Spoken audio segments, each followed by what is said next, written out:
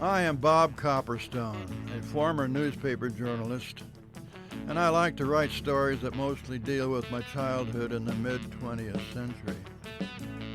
During my 80-plus years, I have accumulated troves of facts and memories as I experienced them here in Wahoo and surrounding Saunders County.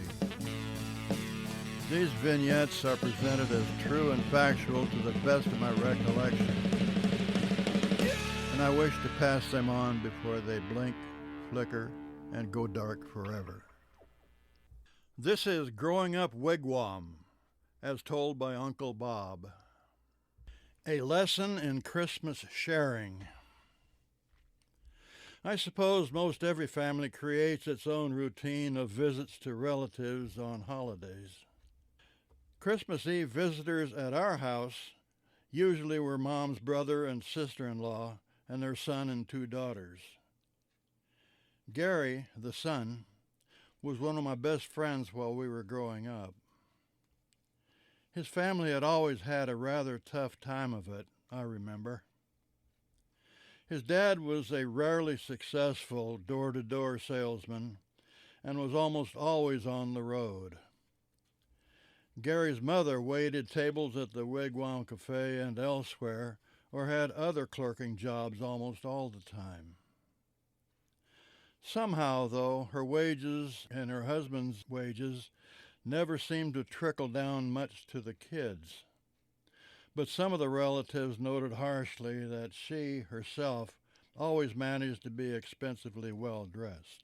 It was always a struggle to keep food on the children's table, a roof over their heads, and clothes on their backs. But there was only a little money left for anything beyond necessities. It always seemed to me that Gary's parents were seldom home at their stark little rented half of a house in Wahoo. Christmas Eve night was always my family's gift opening time. We children couldn't wait until morning, and our parents gave up trying. One such night sticks in my memory today. Gary and I were about 7 or 8 years old. Santa had arrived as scheduled, and my sisters Rochelle and Janie and I had an almost obscene pile of presents to open. But Gary and his sisters each got one gift only. Gary opened his and took out a toy metal truck that, to my dismay, showed some previous owner's playtime wear. I was disappointed for Gary, and I hope I didn't say anything at the time, because he seemed to slough it off. I stared down at the truck, then up at Gary's face, looking for his reaction. But apparently he was accustomed to low expectations, because his face was a blank mask. He merely sat the truck down and, without a word, turned his attention to everyone else's gift-opening frenzy. I don't remember his sister's small gifts. I hope they weren't used items, too. That Christmas left a mark on me, as I realized for the first time I might be luckier than some other kids. I always thought it had to have left a mark on my late cousin / best friend Gary, but I guess I'll never know now. To his credit, all his life I never once heard him speak bitterly toward his parents.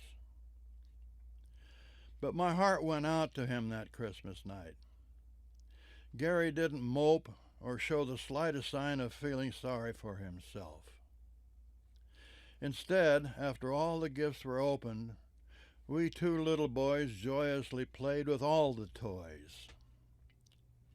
Gary's hand-me-down truck had lots of fun left in it for its new owner, and was right at home in the little playtime world we kids created under the tree. And all was well with the world that memorable Christmas Eve.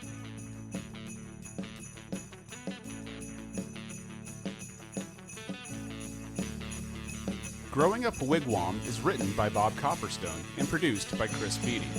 Everything is recorded in lovely Wahoo, Nebraska.